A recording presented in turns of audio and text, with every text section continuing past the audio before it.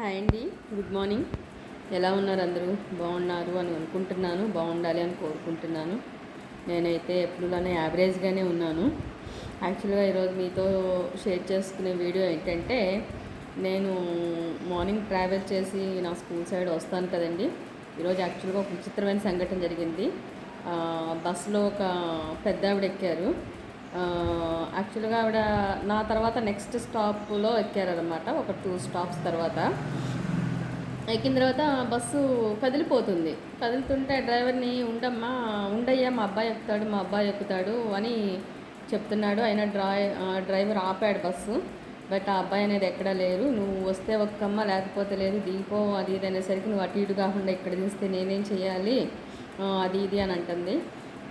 ఇంతకీ అసలు మ్యాటర్ ఏంటి అంటే, సరే ఆ పెద్ద ఆవిడ నడిచి అంత దూరం వెళ్ళలేదు అని చెప్పేసి కండక్టర్ని ఎవరినో ఇటు రమ్మని ఎవరినో సైగ చేస్తున్నారు. అబ్బాయి కొంచెం లాంగ్లో కనిపిస్తుంటే అతను బస్సుని వెళ్ళిపోమని సైగ చేస్తూ తను ఇంకా పరిగెత్తేస్తున్నాడు.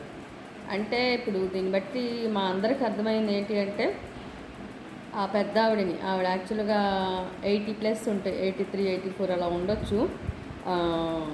ఆవిడని ఎక్కడికో వెళ్దాం పదా అనే టైప్లో తీసుకొచ్చినట్టున్నాడు.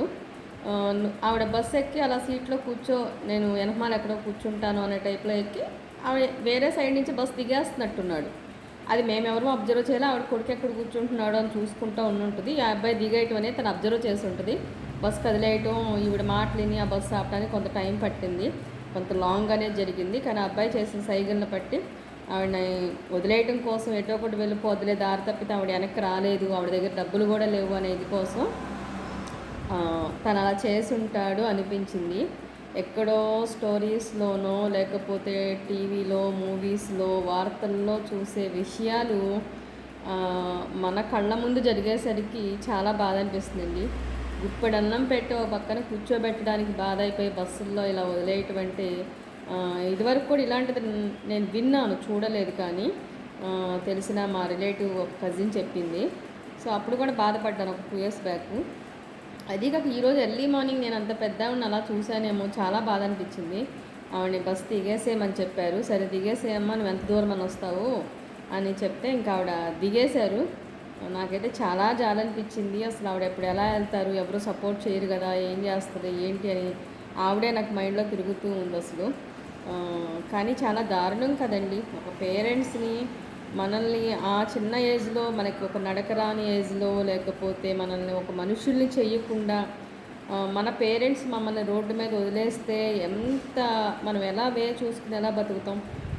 మనకు ఒక ఏజ్ వచ్చాక మనల్ని ఒక చదువు సంధ్య చెప్పించి అప్పుడు ఒక ఆఫ్టర్ 20 తర్వాత కొంతవరకు లీవ్ చేస్తారు, లేకపోతే 25 తర్వాత సరే వాళ్ళ ఇష్టానుసారం వాళ్ళు చేస్తారు. మంచైనా చెడైనా ఇంక మన చేతుల్లో ఏం లేదు, పెంచి పెద్ద చేసాం.